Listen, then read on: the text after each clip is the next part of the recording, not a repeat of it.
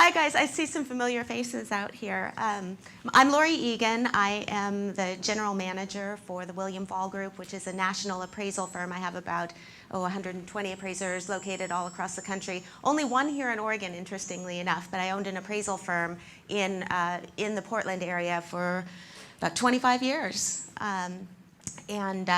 So that's me, Dory.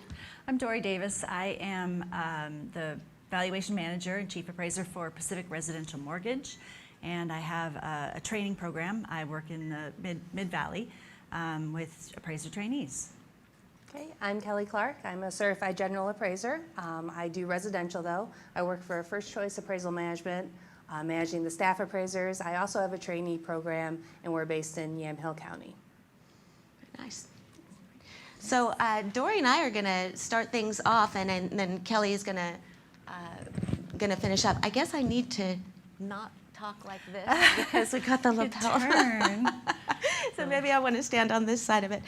So our objectives for our presentation, we're going to go over some new things that are going on in the valuation process with residential lending. And then we're going to just do a quick refresher course on reconsideration of value. So I might have to have you clicking. I'll give it a shot. I can do it. If I get behind or ahead, will you guys let me know? I can try. Right. I'm terrible at the clicking. Okay. Really, honestly, we'll be like 10 We'll slides be back. behind. I'm We'll be so back and sorry. forth. I'll apologize now in advance, but you guys, it'll keep us awake, right? Right. Okay, you want to click? Sure. Okay, so this is our obligatory disclaimer. This photo here, there is actually an explanation for this. Dory and I have been best friends since we were 15 years old. Which was just a few years ago. Yeah, 10 years, something like that, or more. Anyway, I think this was taken at Bebop. Does anybody remember Bebop in Beaverton? That club? Yeah, so I think we were 21 years old there. So anyway, this presentation was put together by us, not by Fannie Mae, not by our employers, not by OAR. So if anything in here is wrong, it's on us. Not the folks we work for or have worked for. Right. Okay. So did you want me to start off with Sure. appraisal waivers? Okay. Waivers. So Fannie Mae does from time to time issue appraisal waivers, meaning no appraisal is required. Has anybody had an appraisal waiver? Excellent. It's kind of a slick deal, isn't it? So, like I say, they're not new. They've been around for a long time, but they became less prevalent, obviously, during the financial crisis. But we're really starting to see a comeback on those. I think you want to click. I did. Oh, Thank you. You got this all figured out. So, okay, there are obviously eligible and ineligible transactions for appraisal waivers. They will only be issued on single-family residences, including condominiums, principal or second dwellings or secondary dwellings, investment property, and certain cash-out transactions, which obviously those would be refinances and don't apply to this particular panel. Ineligible transactions would be new construction loans, of course, 2 to 4 family properties, the home style renovation and home style energy loans, leasehold properties. We don't have a whole lot of leasehold properties here. I know there's some up on Mount Hood. There's some out in near Detroit Lake. there's a couple of condo buildings on the waterfront downtown. That are leased. Oh, Yep. There's one. Mm-hmm. There's one that I'm aware of in the entire state. Then community land trusts. Has anybody been involved in a community land trust sale? They're interesting. They're subject to, what is it, resale restrictions or something like that. The profits. Does anybody remember how that works? Okay, so we don't see them very often. Co-ops. I don't think we have any co-ops in the state of Oregon. That's mostly something One? you'd see. One. Okay. Really? Where is that? Oh, A interesting. co-op. Interesting. Yeah, normally you'll see those in New York City or New Jersey, those sorts of areas. No manufactured homes will be issued appraisal waivers, and $1 million plus transactions. And then this Texas Section 50A6 loan, I honestly don't know what that is, but I suspect that it doesn't apply to Oregon. So I think we need to worry about it. Click. You're ahead of me. Okay, so the lender must order an appraisal if DU, which is desktop underwriter, of course, was unable to identify ineligible criteria. If they just can't tell, they're going to order. And maybe we should clarify that a little bit, and that's where DU is where the appraisal waivers will be granted, is through the desktop underwriter. And we'll kind of talk about that a little bit later with some other stuff about DU. Yeah, so the desktop underwriter is the mechanism that would approve the waiver, and at that point, the lender could choose to offer the waiver or not. Right. There are some instances where lenders are required by law to obtain an appraisal. I don't think that applies in Oregon as well. Am I correct about that? Not that I'm aware of. Right. If the rental income is going to be included to qualify the buyer, then a waiver does not apply. And if the lender has reason to believe that there's something that would make the property ineligible, I don't know how they would obtain that information, but if there's a reason to believe that a waiver shouldn't be issued, then it won't be. Let's see. Oh, and if you choose, this is kind of an important one, you can choose to get an appraisal regardless of whether or not a waiver is offered. But if you get the appraisal, you have to use it. You can't say, oh, it didn't work out, Just so kidding. we want to go ahead and use that waiver now. So do you want to work on exercising appraisal waivers? Sure. Hold on just a second. Question. Is this available on email? Oh. I would be happy to send it to you. The question was, will this presentation be available? Yes, I would be happy to. Okay, sorry. Be happy to make it available. Okay, so the lender may offer an appraisal waiver if final submission of the loan case file to DU resulted in appraisal waiver offer. In other words, if Fannie says, go ahead, offer the waiver. You can if you wanna. It's okay, yeah.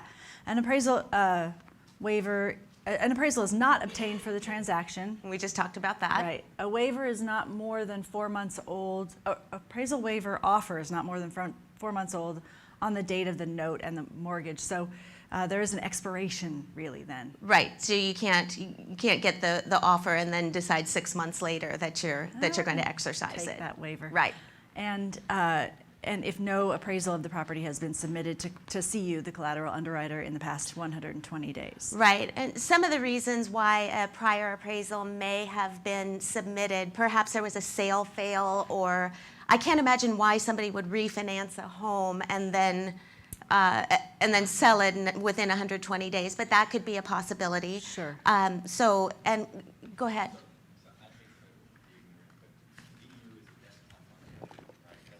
Yes. We've got a microphone right here. I don't think that everybody else can hear you. Well, a desktop underwriter is a program, right? Basically. Or is it a person? It's a program, correct? It's a program. Yes. So there is a person attached to that program somewhere making a decision? It's a black box. No. Yeah. I'm kind of interested in the impersonal thing that's happening here. It is computerized. So do you know of any lenders that don't use a DU-type system? I mean, Not that I'm aware of. it's a widely used lending resource. So Through Fannie Mae. right, through Fannie Mae. So if these loans are all if they're ever likely to be sold on the secondary market, or if there are other reasons why they might, it's generally widely used Yes. in all of our residential Yes. lending. So, and it's for the very basic transactions, it works just fine. If there's anything that needs to be analyzed, a human touch will be on there. And when we talk about CU, is everybody familiar with collateral underwriter? Oh, okay. Do you want to start with collateral underwriter? Go ahead. Okay, so collateral underwriter is something that was put into effect by Fannie Mae, 5 years ago, probably. So what happens now, when an appraisal is complete and it's going to be sold to Fannie Mae, and to Freddie Mac, actually. Yes, and to Freddie Mac. The appraisal is submitted in what's referred to as an XML format. in a language that the computer can read. And so we look at an appraisal and we see a form. They just get a bunch of data. When you look at an XML file, it's actually very interesting because the words are kind of there. Some, and there's Yeah. like letters and numbers and some words. Yeah, but with this XML file, with whatever this does, it can regenerate basically the PDF that we put in, including the building sketch and all of that. So it's really very interesting. So the appraisal is submitted, and then it is scored by collateral underwriter. And so 1 being the lowest risk and 5 being the highest risk of perhaps overvaluation and maybe even undervaluation. So now a 5 rating, I'm sorry, this wasn't even in our presentation, but a 5 rating being a high risk appraisal does not necessarily mean that the appraisal is bad. It just means that the property is very complex. So, and a low rating, a low risk, does not necessarily mean the appraisal is good. It just means that there's a limited risk of over or undervaluation of the precisely, property. Yeah. precisely. It's Yeah. a very conforming property and whatnot. Okay, hold on. Is Thank the you. CU also a program that analyzes the other program? That's kind of what I was getting at. There is no human interaction right. involved in any of that portion of it. Yes. Yes. Go ahead. I may have missed this, but, because I was trying to. We got our mic. You know, I can go put my lapel mic up there too. On the first screen, was there on those properties that would qualify for desktop underwriting? Okay, let's not confuse that. All properties qualify for desktop underwriting. That's an underwriting tool. So you're talking about qualify for an appraisal waiver? I'm Okay. sorry.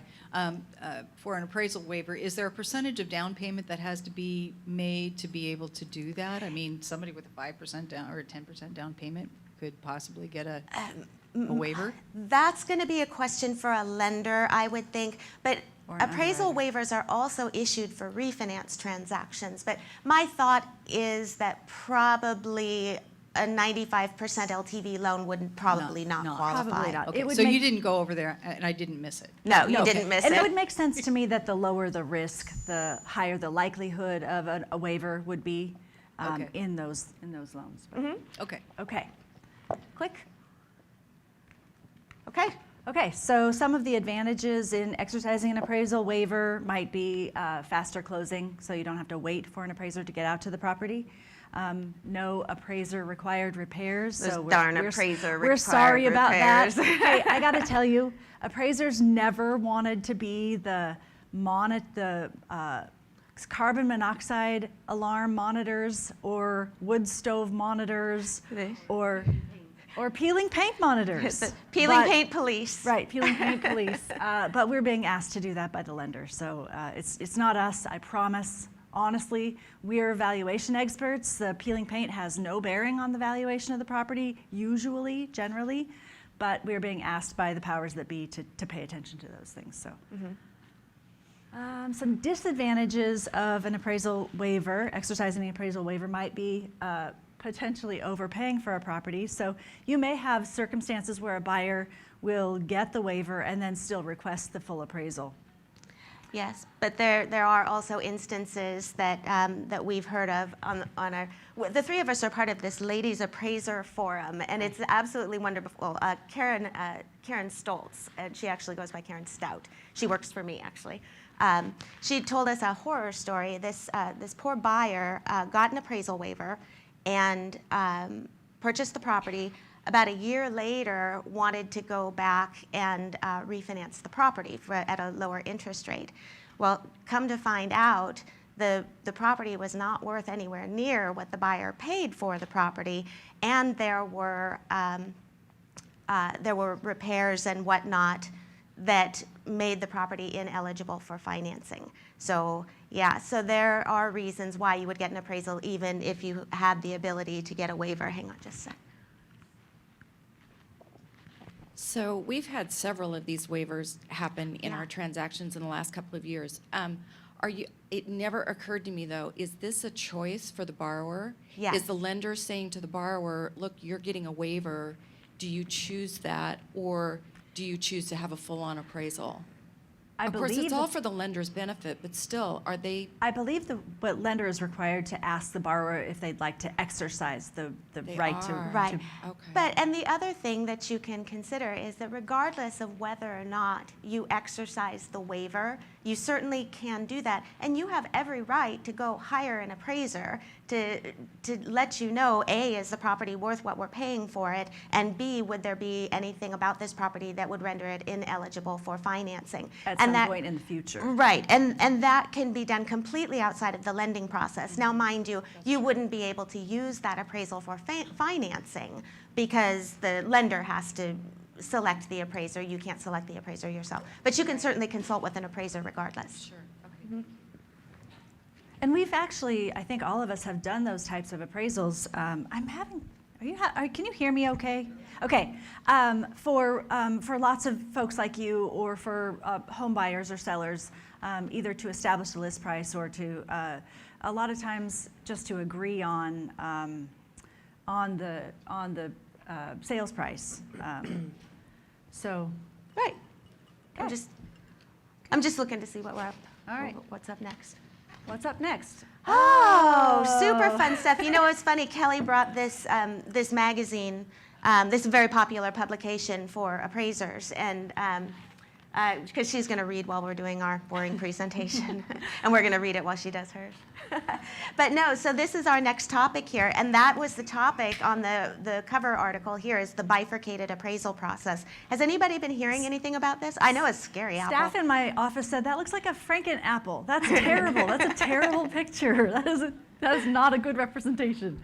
But kind of that's kind of where we're headed with this bifurcated process, kind of a Franken process. Yeah, it really is interesting, and it's really kind of in its pilot phases now, but I do believe that this is what we're going to be seeing in the future. What will happen is we will have one professional that's completing what they're referring to as property data collection. And that, well, we'll go over who that person may be in a minute. And then another professional, and that professional is going to have to be an appraiser, is going to complete the valuation piece if it's required. Click. Okay, so the PDC, or the property data collector, is not necessarily going to be an appraiser. It can be an appraiser, but it could also be a licensed real estate agent. It could be a home inspector, could be an appraiser trainee. I think that's an ideal use of an appraiser trainee. I'm sure you would agree with that as well. Absolutely. And others that they may not, that they haven't determined yet. Maybe, go ahead. One of the things that they wanted to make very clear is that these folks are going into people's homes, so they want to make sure that they're either licensed or bonded in their I think state. that's on the next. Okay, sorry. Yeah, that's okay. There you go. Okay. Yeah. So they're not just choosing random people, I guess was my point, to go in and do these. Okay. Yeah. Hold on, just a sec. I'm That's sorry, okay. what? She's bringing the mic. So would this be something like a BPO? No, basically, it's an appraisal, and it's actually done on the same form. It's just one person is collecting the data, the other person is performing the valuation piece. It would be, it's actually called a 1004P, that it's, Does anyone know IP? I don't know. Maybe the But other you said- letters were taken. All the letters were taken, right? But you Right. said it might be real estate agents, so how would that? Completing the collecting property. the data. Yep. Right. That's what I mean. Yeah, and so Yes. we'll go through, we'll go through what the property data collection looks like in just a second, but that's a good question. Right. So, and this whole thing was actually really funny to me. I was part of this pilot early on. This was actually about 2 years ago that I got involved with it with a large appraisal management company and Fannie Mae. And actually Chase Bank was involved in the whole thing. And they were trying to decide who it was that they wanted to be performing this property data collection. And it was Chase's decision. They said, well, we kind of feel like they need to be, they need to hold some sort of professional certification. And our thought was, okay, well, we could have licensed tattoo artists. We could have One of the people that I've heard about that wasn't on your list, I think, was insurance possibly, but adjusters and or? well, yeah, insurance adjusters for homeowners insurance and whatnot. I think the reason why they may be moving away from that a little bit is, for the most part, they are not licensed by their state. Right. So yeah, Yeah, so that's what they're looking for, and they're not, often not bonded or insured to perform those services independently. Right. Right. Okay, do you want to click? There's a question in back. Oh, I'm sorry. Is this going to, with these two people doing this, is there going to be two fees for the appraisal now, or is it all included in one, the appraiser fee? There will be two fees, and we'll explain that in just a minute why. So yes, it's two completely different professionals. The fee is not going to be two full appraisal fees. Right. So just to clarify on that. So I just took a class about this, and the property data collection report will, it's interesting the way that they presented how this data will be collected. And so this is kind of what you're talking about, the BPO stuff. This is just only at the site. And there'll be a sketch, just like a typical sketch you see in an appraisal, and there'll be information on 85, they estimated, data points. And so you'll have a form format similar to the 1004 form, the appraisal form, and it will ask a series of questions. If this, then you move on to the next thing. So like, what's the foundation? Right. Is it, concrete or whatever? And then if there are any issues, then you move on to another section. So it's there is very little room for interpretation, and there is no gray area really that they leave you. So Right. It's not analysis. It's Right. simply data collection. Right. And I actually did a demo with Collateral Analytics, which is a fantastic company based in Hawaii, of all places. I'd like to go visit them. And it was, they presented it. It's all done on a tablet. Right. And just imagine being able to click through all of this. And like you say, if this, then that. Does it have a basement? No. Okay, you move on to the next section. Does it have a basement? Yes. Okay, how much of it is finished? How many rooms are in there? Whatnot. And it all comes together. You push a button, it goes up into the cloud, and it goes directly to, it can go directly to Fannie Mae Right. to make a decision. Or it can also be, it can work in conjunction with the the valuator. So additionally, they'll have 45, they think, photo exhibits in that, collected by the same person.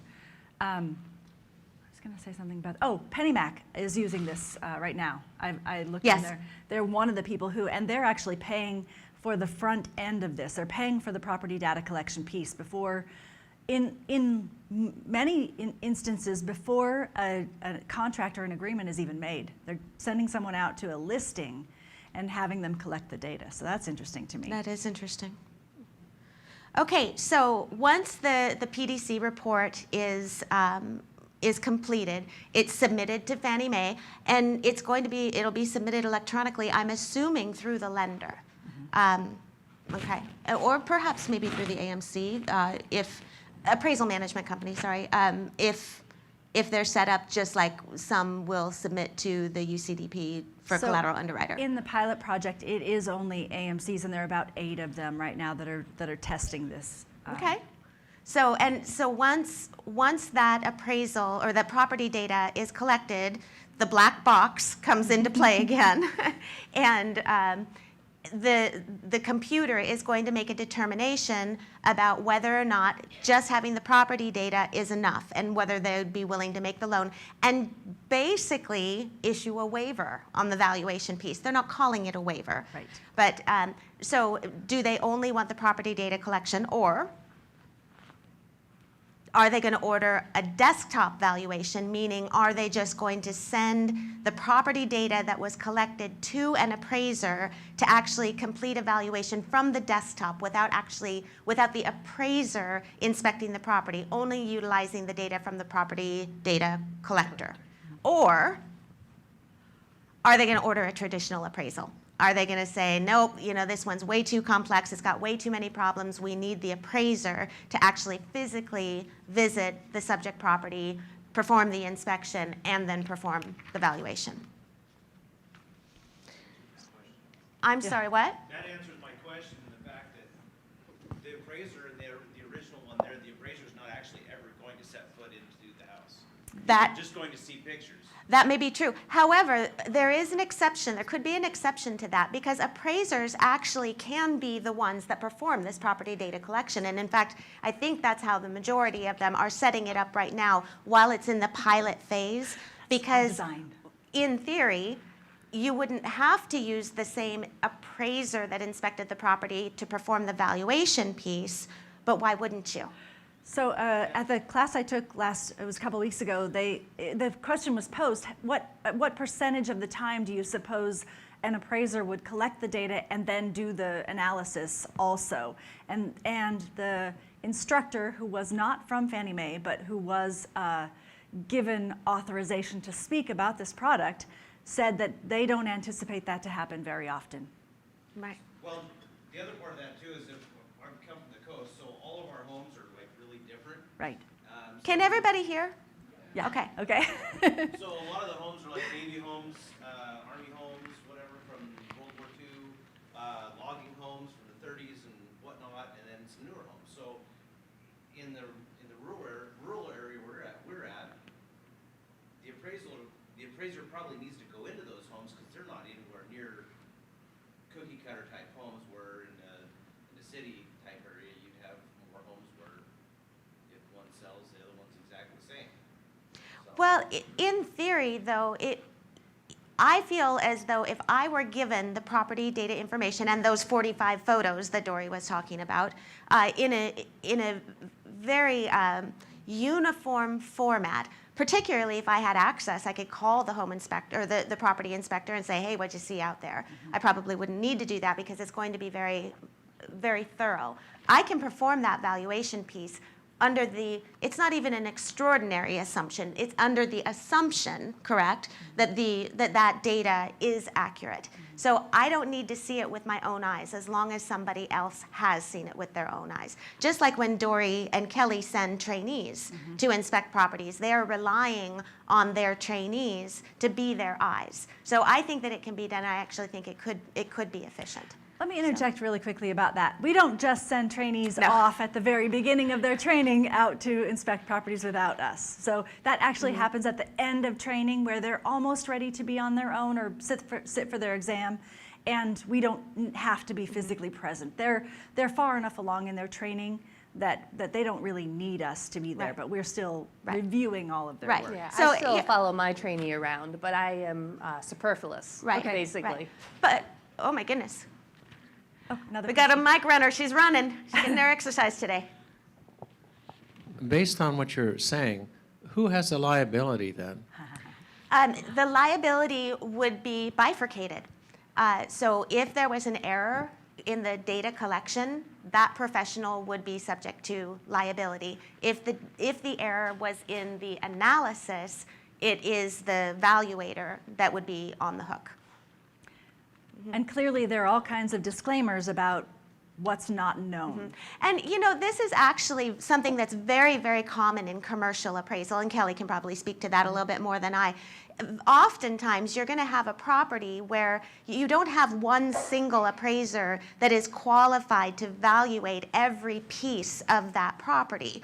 And so how often did you work, when you're doing commercial work, how often did you work in conjunction with multiple appraisers? We'd have to work with business valuations and personal property valuations quite often. Yeah, and so they take responsibility for their portion of the appraisal, and Kelly took responsibility for her portion of the appraisal. So it's not unprecedented, in other words. I think there was a question back here. Yes, my question may be going to be answered in a minute, but what is the goal of this process? Is this to reduce prices for the consumer?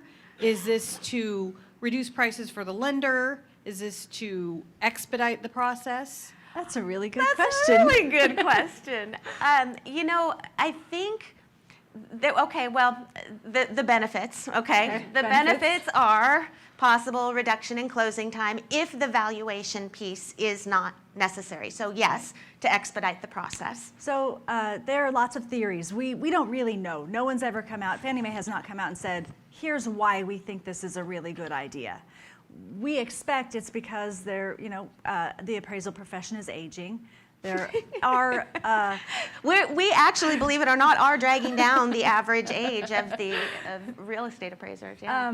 you know, there are areas in the states where there are a shortage of appraisers. So I think they're trying to figure out ways where it wouldn't put such a burden on the transaction. And something that they keep reiterating is that this is a pilot, and they're trying it, and they've got some real good theories that that it's going to work. It may not, and they may end up abandoning it. But let's go to our challenges. Okay, so as we were talking about, it has the potential to speed up the closing process if you don't need that valuation piece.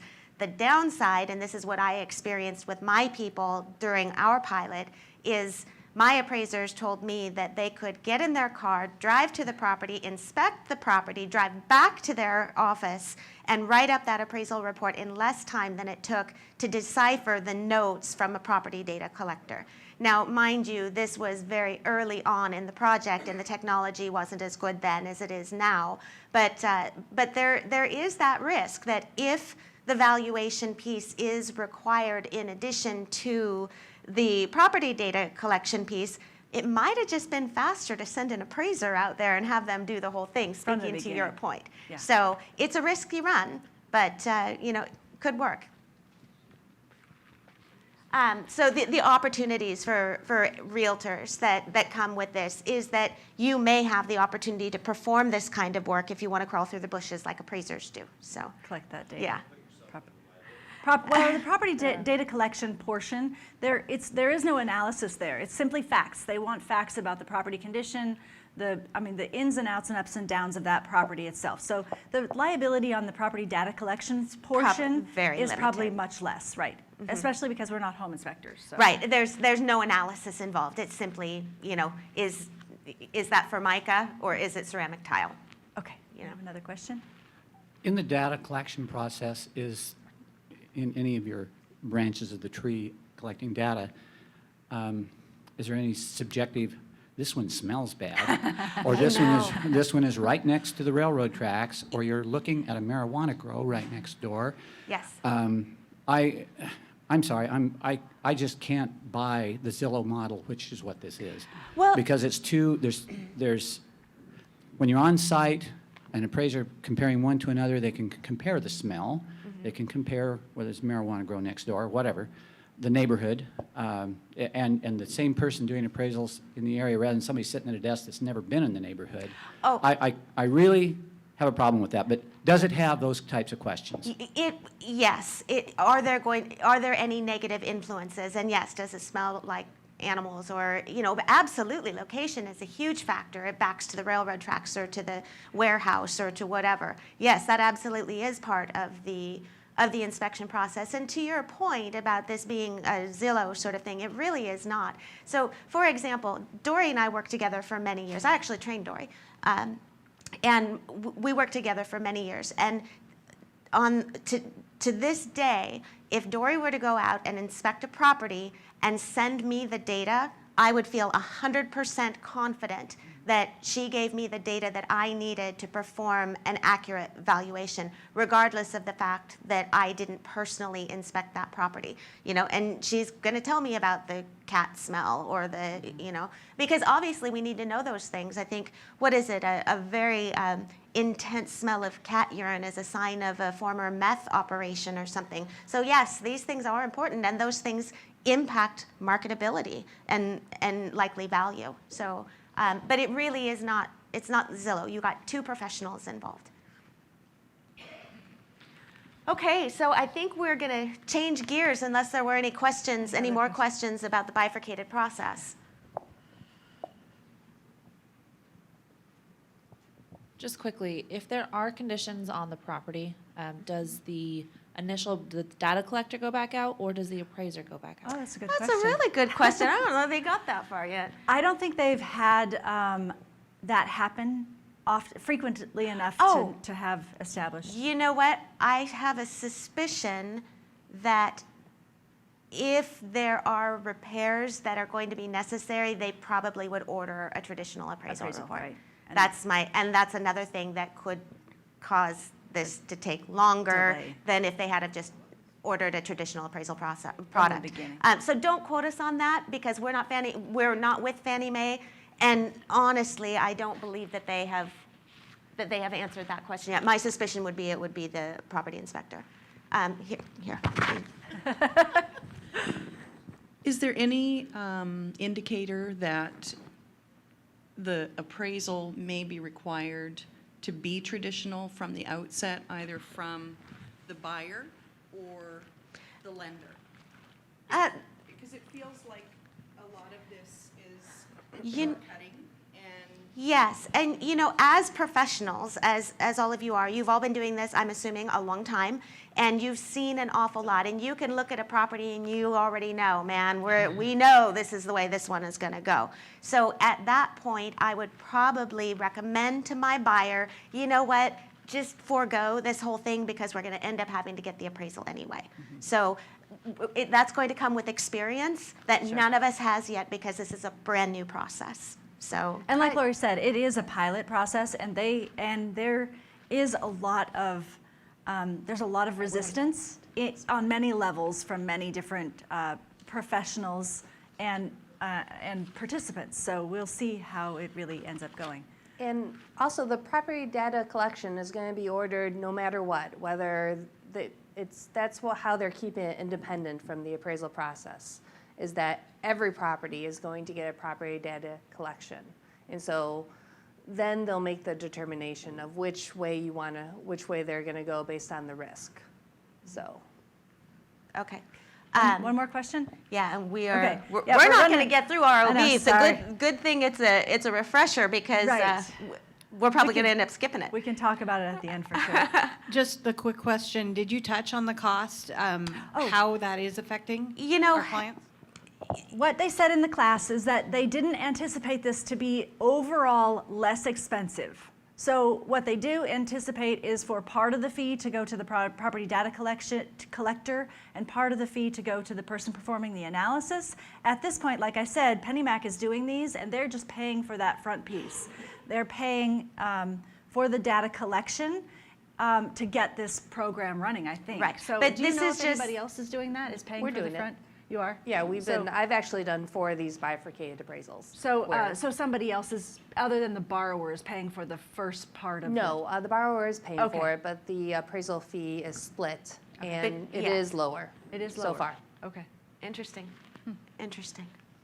Okay. We have another question over here. Is the PDC person going to be required to be a local person, especially for these rural coastal areas? Interesting point about that. When it comes to the property data collection, I don't think the inspector needs to have geographic competency. The valuator needs to have geographic competency. So, And Kelly and I agreed with that. It's just, you're simply collecting facts about the property Right. itself. So really, it may or may not be somebody with geographic competency, that property. right. I think there was another question up here. Since we are having an issue with appraisers coming in, new appraisers coming in and the aging force, so now you're cutting their fee in half. Where we're at, we are sometimes 8 weeks out to get anyone to even show up. So if you're going to start paying them less, how is this going to entice new appraisers? Like, what's the thought?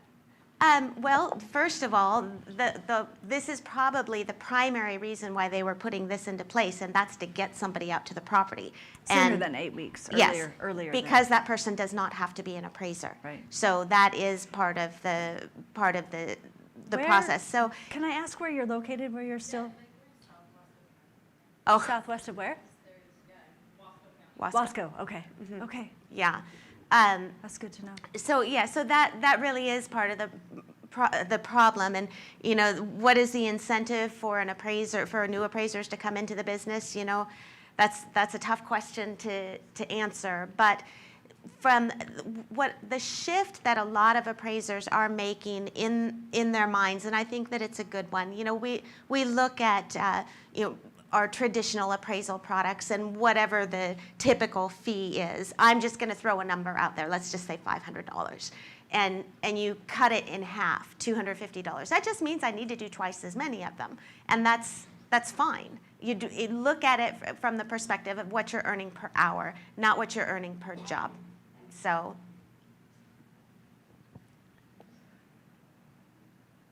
I didn't realize this was going to be such an I know, interesting. we thought- we thought when we were building this, we were like, oh, so boring. No one's going to care about this. Right? So I'm not clear on the separated way, and then if that doesn't work out well, then there's a full appraisal. So who's paying for both parts? Okay, I don't know that that's been worked out yet.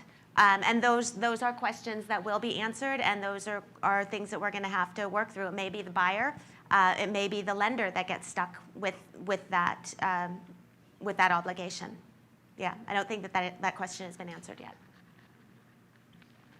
Okay, I think we are running into Kelly's time. not just yet. We've got 4 minutes. Oh, do we have 4 minutes? Oh, okay. Almost done.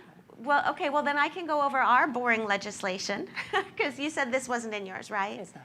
Okay, great. So just shifting gears real quickly, we had a great legislative session this year, or appraisers did, and this Senate Bill 109 this would allow both appraisers and non-appraisers to complete what are referred to as evaluations for lenders. Evaluations are different than appraisals.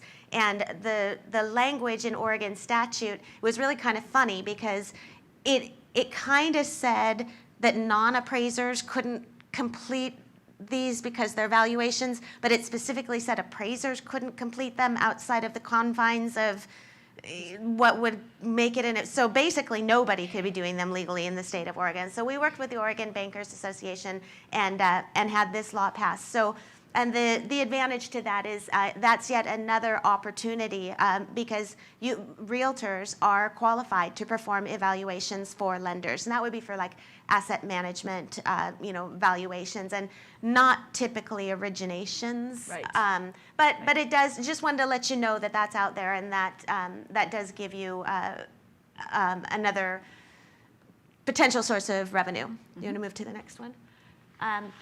On the federal level, HR 2852 was recently introduced to Congress. And what this does, speaking to the point of the shortage of appraisers, back in, I want to say it was 2008, in their infinite wisdom, Congress passed a law that no longer allowed licensed appraisers to complete appraisals for FHA, for HUD. So there are 3 categories of licensure. There's certified residential, which is what Dory and I do. You've got general certified, and those are basically the commercial folks that can also conduct residential appraisals. Then there's a 3rd level, and it's licensed level, and it would be considered a lower credential than certified residential. Well, for years and years and years and years, licensed appraisers were able to perform appraisals for FHA, and they changed that rule. Rumor has it that it was all based on a typographical error when this went into effect, because they forgot to, when they included the language, an appraisal must be completed by a certified appraiser. They meant by a licensed or certified appraiser. They forgot the license thing, so that's how it went into the law. So all of these licensed appraisers were no longer allowed to do this. So this has been introduced. It's very interesting. You'd think that this would simply be a policy that they would have the ability to change. It takes a literal act of Congress to allow licensed appraisers to once again perform appraisals And for this HUD. has passed one of the branches of government. I can never remember which one first. Probably the House. House, and it's on to the Senate. Yeah. Uh-huh. Yeah. So Anyway, so that was our boring legislative update. Kelly will give you lots more.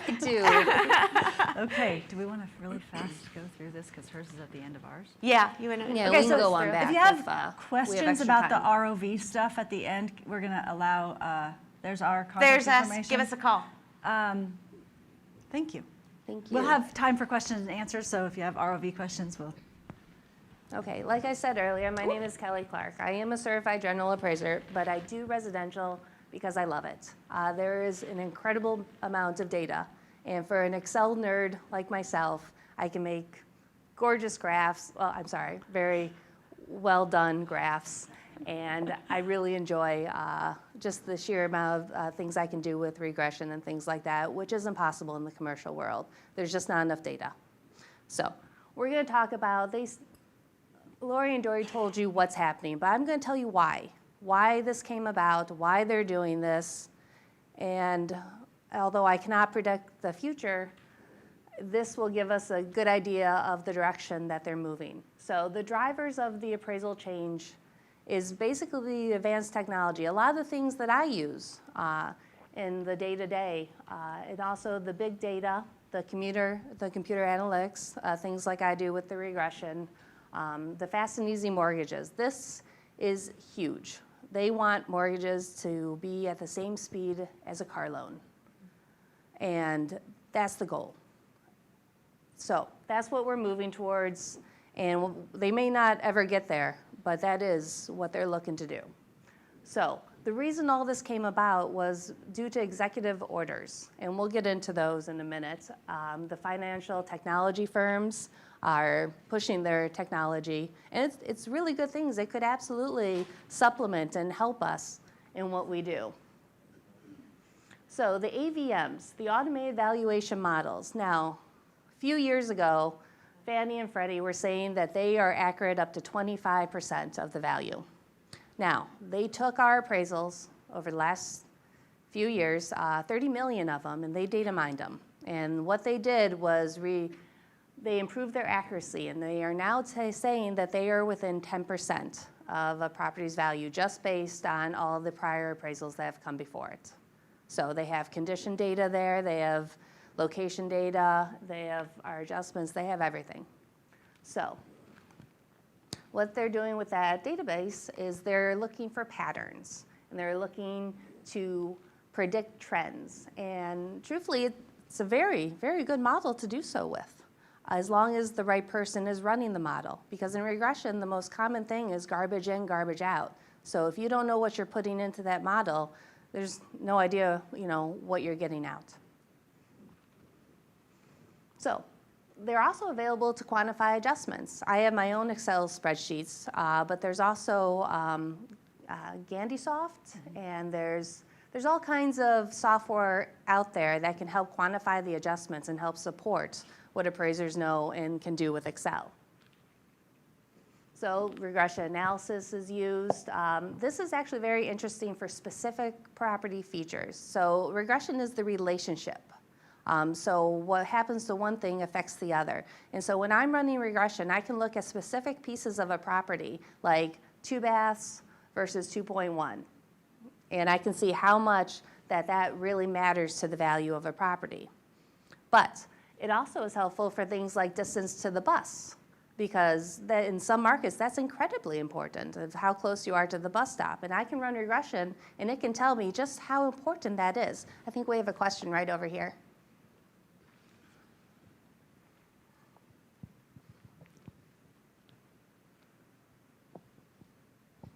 Sorry, I don't mean to be having so many questions. Oh, it's fine.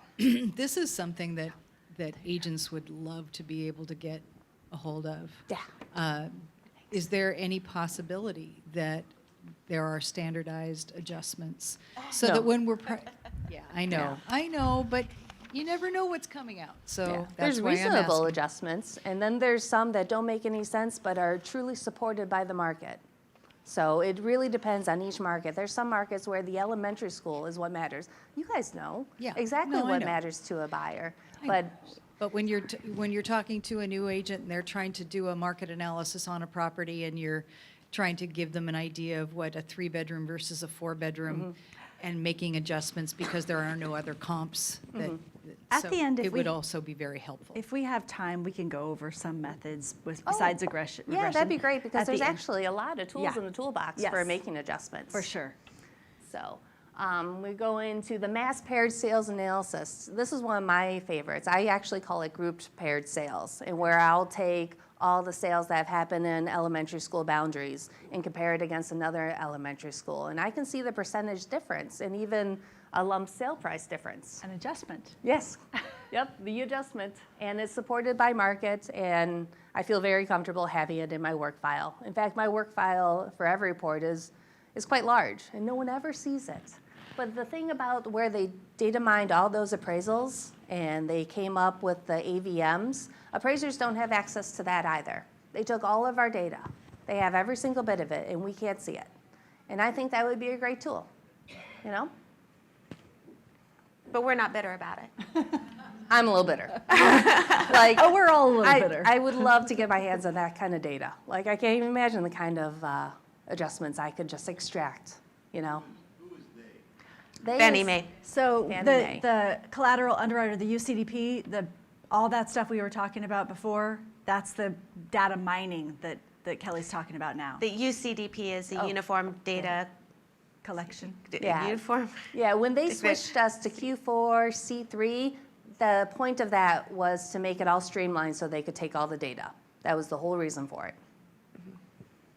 Okay, so there is our artificial intelligence, big data, computer analytics, drones. There's, well, you guys have seen them in the listing photos, but now they have the drones that can just fly into the house and take your pictures and go around. And measure it. And Yeah. measure it. Now, this is the fun part about some of the tools that Fannie Mae and Freddie Mac has been tested. Now, I know this seems like a surprise, but they have been doing this for years. They have been preparing for this moment when we make the switch.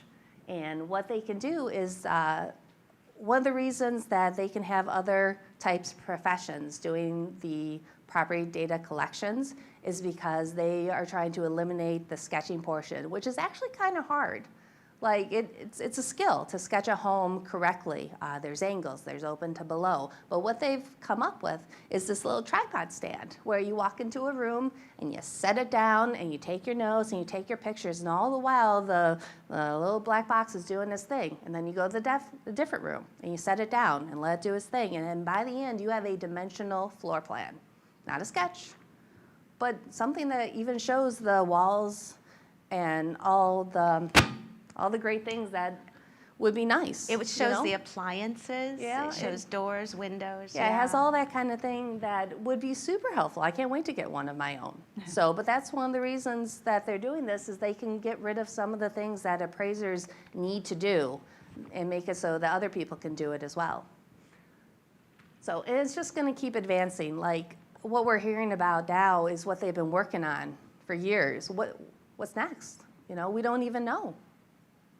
So we are living in the Amazon world where they do want everything as fast as possible and delivered to your door. But a part of that is also the digital mortgage experience, which I actually got to experience this summer, where most everything was done online, except my mortgage lender asked me to come into the office and meet with them because they think that's the best approach, and it is.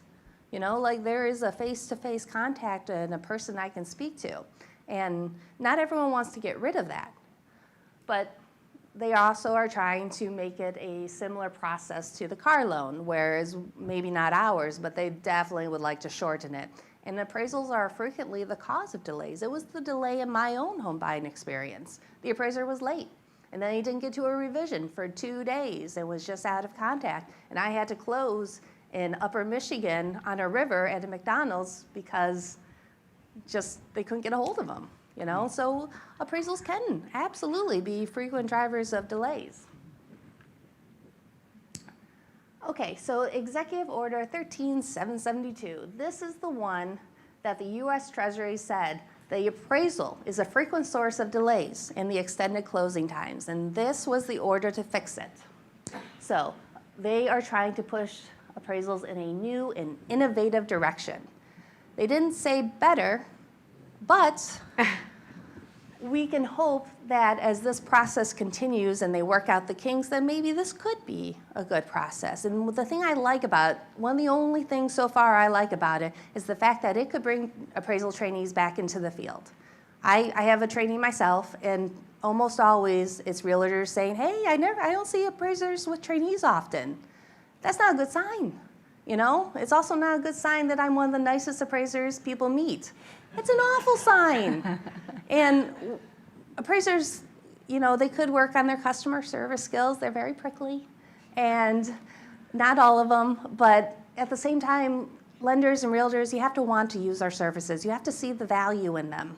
And trainees can provide value, but they're not entering our field in the rate that we need. And the reason is because there's not a lot of value to them. It costs time and money to train these people, and it's very possible that I am training my own competition, but that's okay. because more appraisers, more good appraisers is what we need in our field.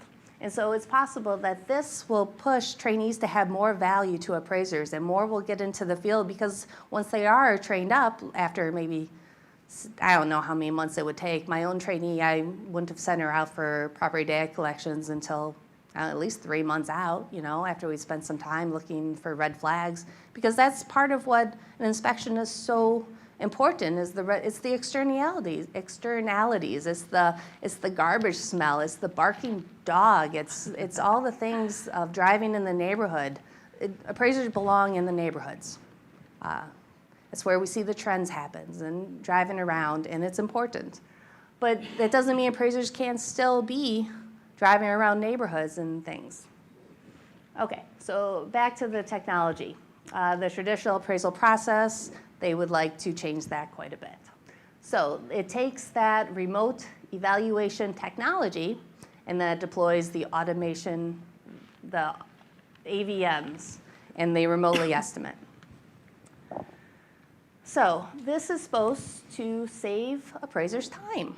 So what happened when I tried the bifurcated appraisals? Oh yes, go ahead. No worries. Quick question, are you incentivized in any way to provide the training?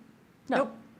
No, I do it simply because someone gave me some very good training, and I'd like to pass it on. And I think this is a valuable field. I love my job. I love what I do, and I'd like to pay it forward. And I think that there's some people that would be very good at this. So, and I think it's worth having appraisers around as a check and balance. It's important to have someone that's not incentivized by the transaction itself. I get nothing from coming in below contract. I don't want to. Never. It means that something's missing. But no, there's not much incentive to take on a trainee. Eventually, they will make you money, but it takes time. It's just costing me more time, and I don't have a lot of it. I spend a great deal of time just scheduling. That takes a great deal of time just trying to get into the homes that could be outsourced somehow.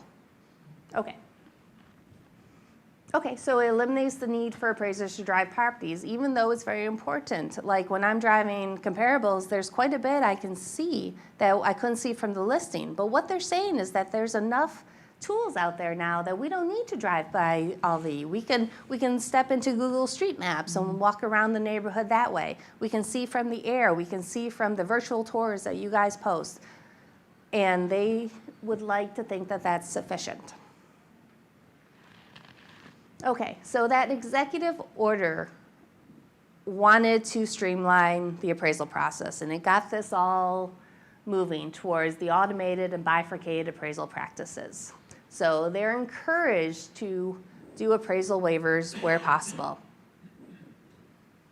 And also FHA was encouraged to develop enhanced automated appraisal capabilities. But anyways, they're just trying to improve the process. Now, SB 2155, this is important. So this was the economic growth and regulatory relief. What it did was actually take the teeth out of FIREA, which is unfortunate. FIREA was, what's that? FIREA. The teeth. The Financial Institution Reform, Recovery, and Enforcement Act, if that was the question. Yeah, we need that. And this modified it, and it took away the legal chops of the bill, unfortunately. So it did do some good things about doing exemptions for rural real estate, which is necessary. If you can't get someone out there in 8 weeks, something's got to change. Okay, this just happened. So what they did was they raised the de minimis. Now the threshold where an appraisal is required was at $250,000. They raised it in August to $400,000, which means that 90 to 91% of loans no longer require an appraisal. So, yeah, 90 to 91% no longer required. Now, it's not well known. Yeah, they are. Because nobody wants a repeat because while history may not repeat, it definitely rhymes, and we need to learn from our lessons. And Kelly, if you think about our area here, the threshold was at $250,000. So how many of us have recently had transactions that were $250,000 or less that required an appraisal? So it isn't as if that it's going to make widespread changes, I don't think, right away. No, definitely not right away. It's just, it's a concerning movement is all. Is there a question? Questions. Number, yeah. Is there a possibility that because of the lack of appraisers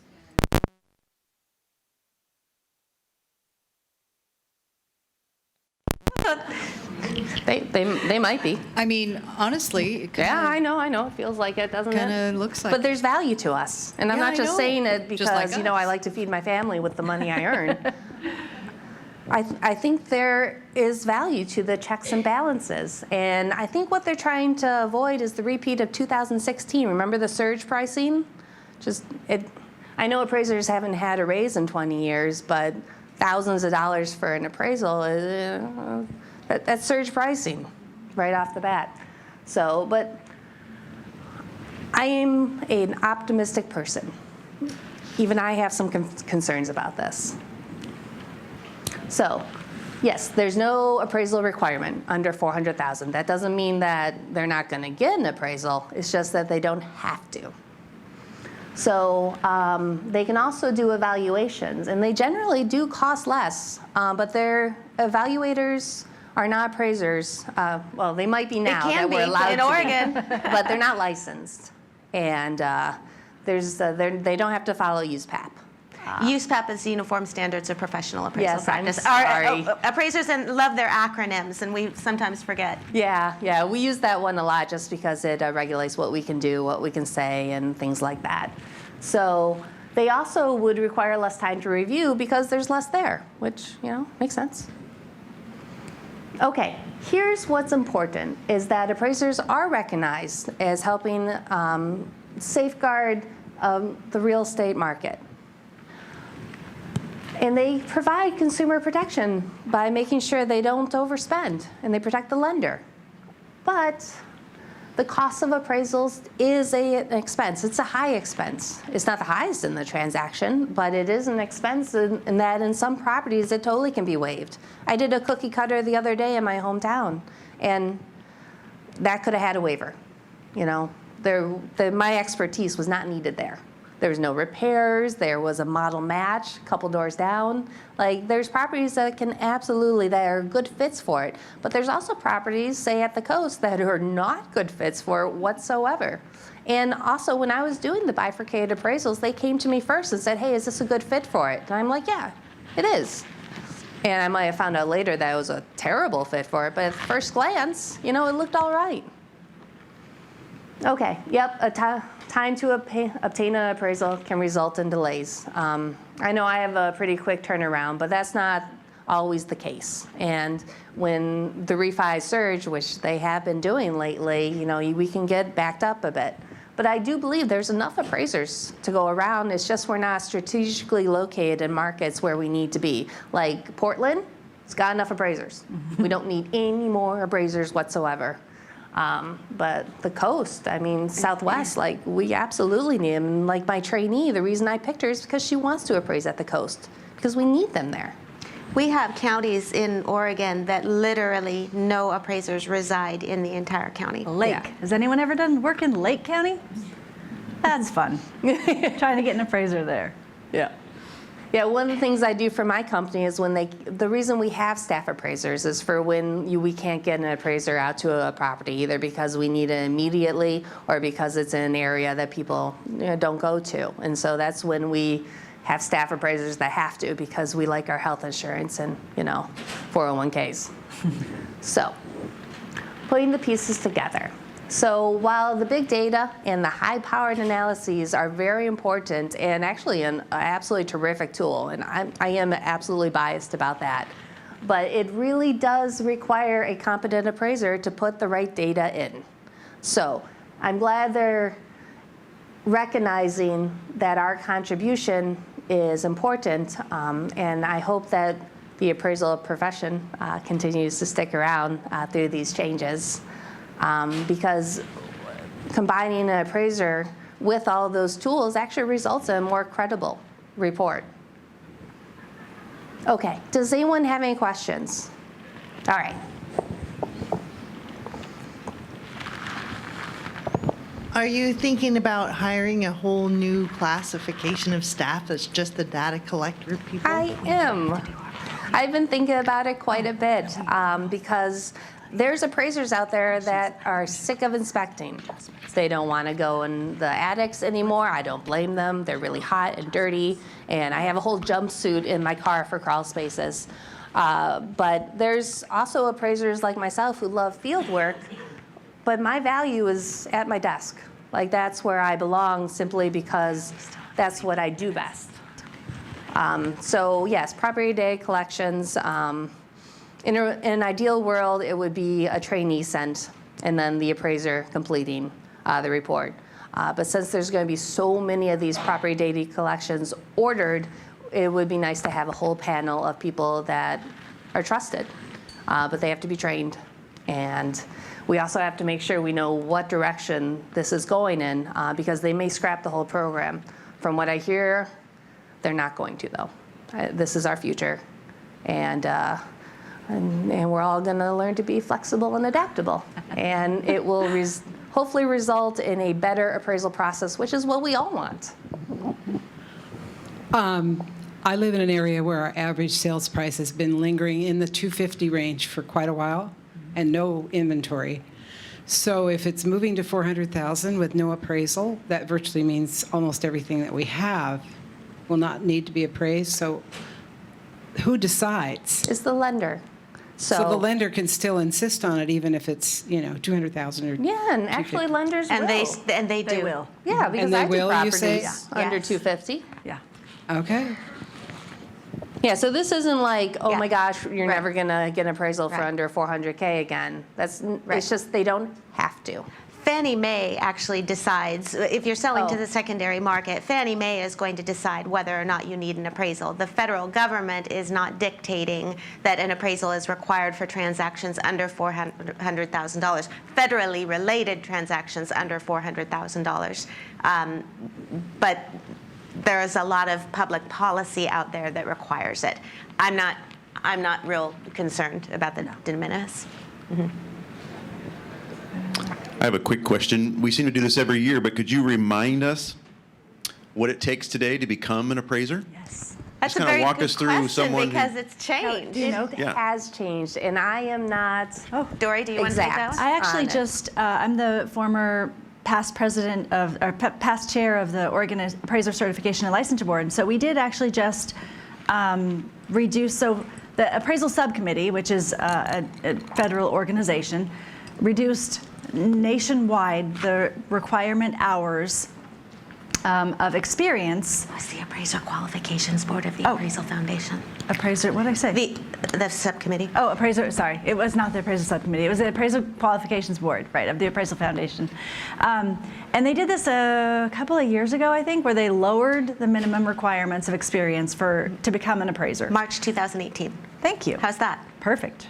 And they lowered them by a good deal, I think. They said that in order to become a licensed appraiser, you only need 1,000 hours. I think that's what the Yeah, appraisal- 1,000 hours of experience. Appraisal Qualifications Board said 1,000 experience hours. And the experience hours is really what takes a long time, because if you figure you average about 8 hours per residential appraisal report, you have to sign up under an appraiser like me or Kelly who's willing to train you, and then you have to collect 1,000 hours of 8-hour reports. So it takes a good deal of time. The prior criteria required 2,500, I think, 2,000 hours? 2,000 for license, Over 2,500. a 24-month period of time. So Oregon now requires 1,500 hours over not less than 12 months for licensed, 2,000 hours in not less than 18 months for certified residential, and still 3,000 hours for certified general, which is the credential Kelly holds. So it is less, but it's still one of the barriers to entry for sure.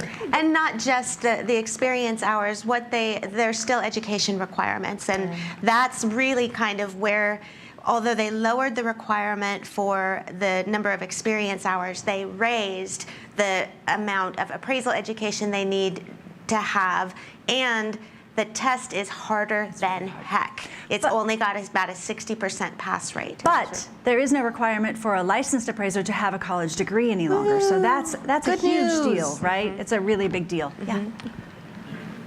Okay, what about someone that previously had an appraisal license because of the recession, it went away, and is interested in getting back into it? You'd have to meet the current qualifications. No, you wouldn't have to recollect your experience hours, I don't think, in the state of Oregon. I don't think there's any requirement over the time I think it period says you it might in the need last to 10 check. 10 years. I can't remember. I'd have to read the rule I or the think that statute. would be Oregon statute. That wouldn't be a matter of federal law. Yeah. So the interesting thing about appraisal regulation is the standards are actually set at the federal level, but they are enforced at the state level. So the federal level, they set the minimum criteria. The states can make that more stringent, they just can't make it less stringent. So it's difficult to answer sometimes state questions without actually going to the Each state law. state. We know what the federal requirements are, but to know what each individual state has done it can be a completely different And each answer. state does have their own Every single one of specific them. set of criteria. Yeah, I have a Michigan license as well because that's where I'm from, and I have to take different classes every year. Some of them overlap, unfortunately, just because there's no cohesive. There are licensing. 55 jurisdictions in the state or in the country, including the territories in Washington D.C. So, it's appraisal regulation is a whole other seminar. Right. Can take forever, yeah. Thanks. I thought you mentioned earlier something about adjustments and being in the toolbox. Is there something you can point towards for that? As an Excel nerd myself, or an Excel enthusiast would be better. There's a lot of things that we can do. So there's the grouped paired sales analysis, where I take a feature and I compare it against a neighborhood that doesn't have that feature. And I can do that with power lines if there's a whole lot of power line sales. But take power lines, for instance, I could do a paired sales analysis. And the thing about adjustments is you don't even have to use very recent sale because the impact of that power line hasn't changed over the years. Right. So when I do this, I pull all the subdivision sales. And I can get a good mix of, say, all the ones that are near the high tension power lines.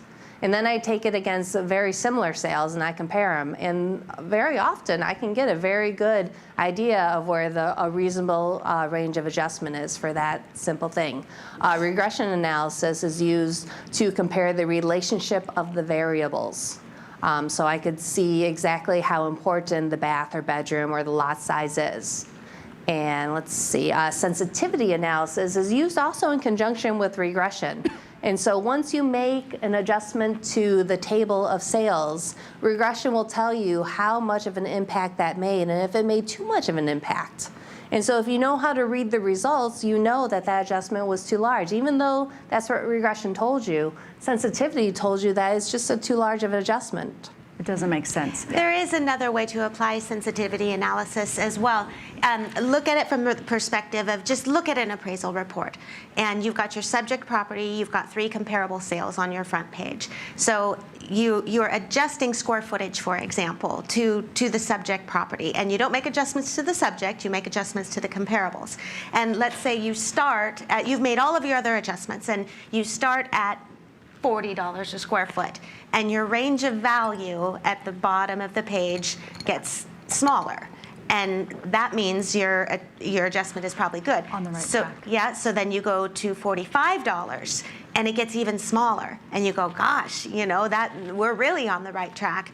And then you go up to $55, and it gets way bigger again. Now you've gone too far. Yeah, right. So that's how sensitivity analysis will work. Have you ever had appraisers talk to you about adjustments before?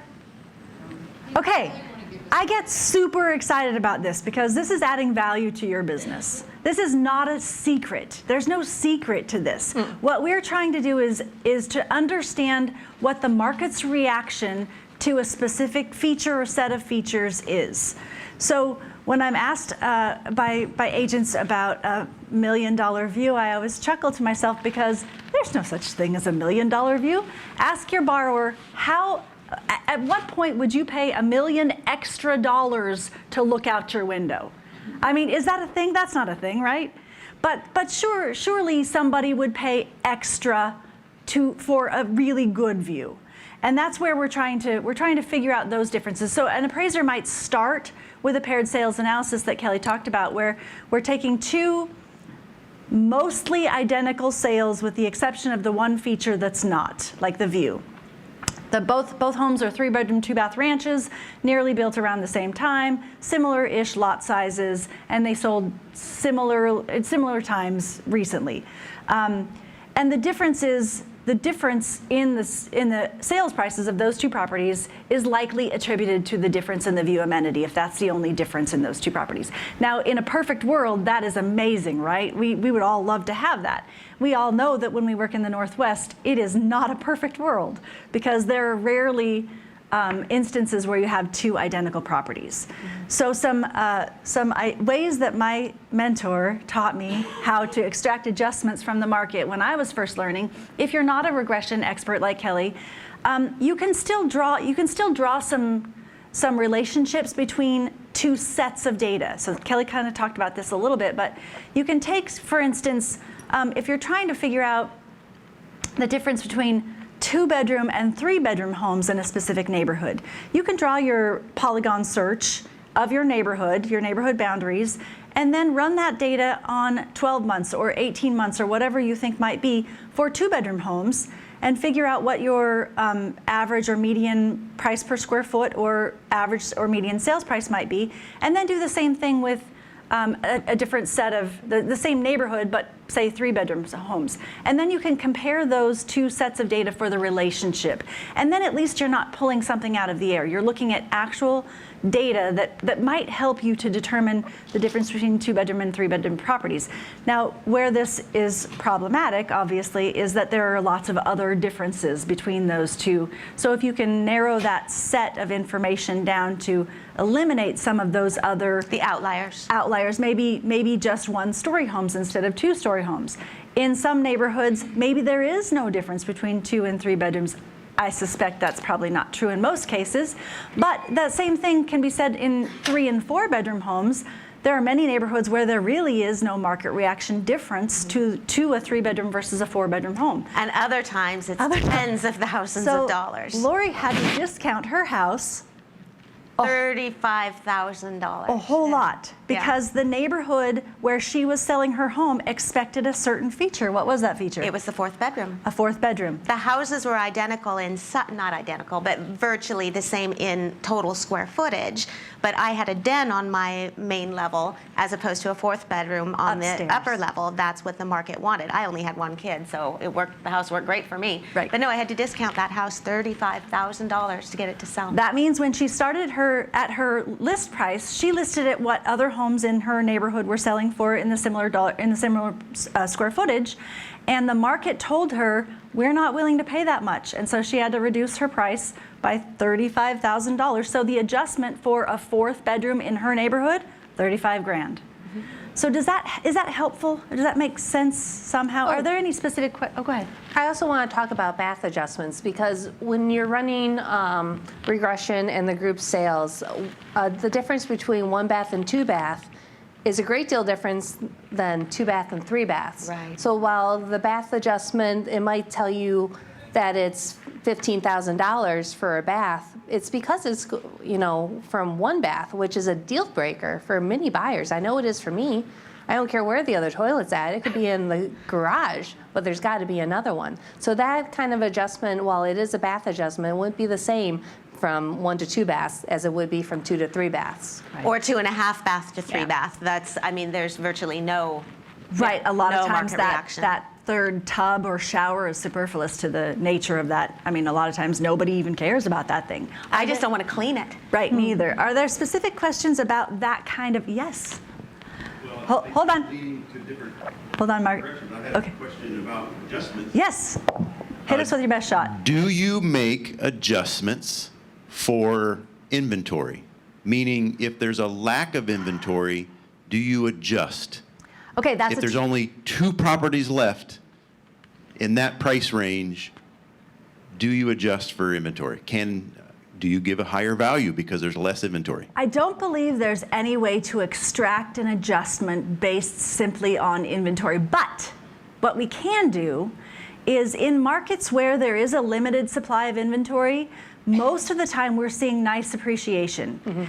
Down here, I work Mid-Valley, so I'm seeing double digits in a lot of neighborhoods. That makes me super happy. So what I can do... It doesn't make me happy because I'm a buyer. Yeah, sorry. You're not helping. She's looking to buy in the Mid-Valley, so no, it's not helpful for her at all. But what that means is we can measure, say we've got comparable sales that are 11 months old, we can measure from the contract, from the date those sales went into contract to the effective date of the appraisal, and we can say if these sales were to sell today, they would be selling at this much higher. So while we can't really adjust for no inventory, we can adjust for that market appreciation to bring what that property would sell at today. Now, where having no inventory helps, and this is where you can help your appraisers, if you've got multiple offers on a property. So the definition of market value is a buyer and a seller both acting in their own best interest, agreeing on a sales price without any external influence, and both acting in their own best interest. So if we've got an agreed on sales price and one buyer and one seller agreed on it, and the property has been marketed for a relatively normal length of time, 30, 60, 45 days, it's different for an appraiser to see that transaction than it is to see a market where we've got perhaps 10 offers on the same property. So one person willing to pay that much is much different to us as appraisers than 10 people willing to pay that much. So those are super helpful things for an appraiser to know about your transaction. Will it impact how hard I'm gonna work to try and identify if that agreed on sales price is market value, where Kelly was saying maybe there's something that's been missed when she said, I don't wake up in the morning and go, I'm gonna go kill some deals today. Right. But there are circumstances where I just can't prove with market data that agreed on sales price is reasonable. But if I've got 10 other offers, maybe I'm gonna work a little harder to try to prove we missed something. Right, what have I missed? Okay, we've got 2 questions. I saw your hand first in the back. And so, thank you. We got 3 now, so we'll keep track. So on that same thought process, when we're looking at instant buyers, iBuyers, and knowing that there's an artificial market value increase with those transactions, is the data collection or your valuation process going to be able to capture that? Because that, from a consumer point and a protection point of view, is super important to understand that there is a 8% to 13% service fee paid off of that, or whatever it's just like a huge concession. But how are you valuing those homes? Fortunately for me, I have not seen a lot of iBuyers yet. How about you? Okay, so I think that's going to be, it's a really good question, and it will be a kind of, we have to wait and see. We have to wait and understand how that's going to impact the markets. I think we just don't have enough information right now to be able to tell how it will impact. Okay, we had more questions. A question. I'm from the opposite side of the state from our folks on the coast. Very similar issues. Very rural area. I'm from the Idaho border. We have no appraisers. Can I get your name? Certainly. I'm John Faw, Four Rivers Association. I can throw rocks at Idaho. Oh my gosh. Do you have a training program? I'd love to talk to you about this. Training Maybe program after. for what? You're sorry, a realtor. I am, and yes, I do have a training program. But We have a really big issue right now. I'm going to drive to Baker in a couple of days after I get geographic competency with Baker. 9,800 people, how hard can it be? Tough. Well, yeah, no, I mean, for me to gain geographic competency. But We have 30,000 and 10,000 square miles. Right. And not a lot of appraisers Define live there. geographic competency. That is a good point. And we've got appraisers now in a very tight market that have taken it upon themselves to adjust our values down. We had a property just recently, 2 weeks ago. We had 4 offers on it in 3 days for the same amount of money. The appraisal came in at about 15% low. Wow. I guess explain that one.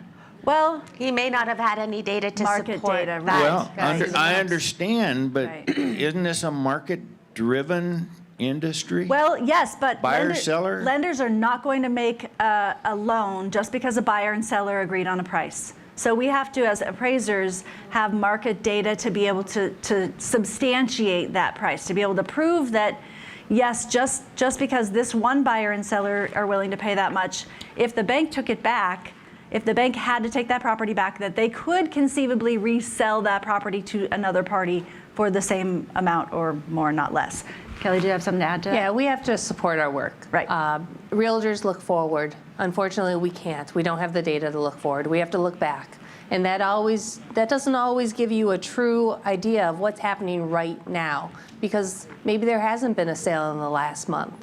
And we have to bracket certain features of the property. You might see a comparable in there that makes no sense, but I had to put it in there to bracket that lot size. Right. You know, and that would be a lender requirement. Yeah, those are things that we can control. But without seeing the comps in the report and the data used, like sometimes there's just not enough data. Right. Or relevant data, competitive sales that a buyer would truly consider, because that's what we're looking for. We're not looking to bracket. We want to know what the buyer would also consider, and then we adjust those, and that is a credible appraisal. Right. But we also have requirements that we have to meet. Right. I think there was a question over. Yeah. I think we only have time for one more before these folks need to be let go. Okay. Wow, look at us.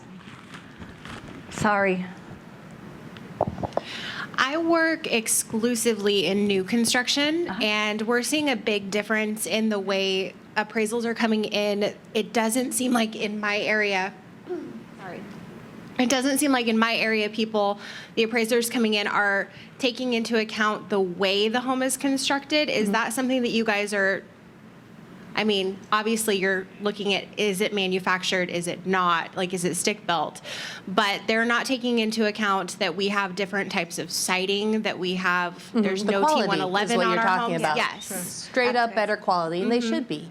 They should be comparing the differences between builders, Apples because to apples. it's very important, because there's certain builders who will cut corners. Oh, no, they would never. No, they do. So then how do we respectfully have that conversation with the appraiser when they've pulled data from a competitor who does cut corners? Well, you can tell them what you know, because you are our best resource. And when you come to me at the inspection with sales that you use to price the subject, or sales that you want me to know something about, because what if I pull a neighbor's sale and I don't know that it's moldy, it's the mold house? You know, all I see is the sale price, and there's nothing there unless I'm verifying sales, and sometimes I don't hear back, you know, even with emails. So it's possible, like, you are the boots on the ground, and we need to know that kind of data. And also, if you're sending sales, I personally like to receive them before I go to the property, just because that's when I'm looking at sales, you know? So Or when I'm at the property, the worst time to get additional sales is after I've already delivered the report. Yes, yes it is. Right? That was in the presentation that we didn't give. Sorry about that. That we didn't get to, right. Yeah. Well, thank you so much for sharing your morning with us. We have more questions. We'll stay after and answer any more questions if you have them, if you want to hang around. And Yep, and we'll leave our business cards up here. Hopefully you guys brought them. I did. I didn't either. Thank you. Thank you.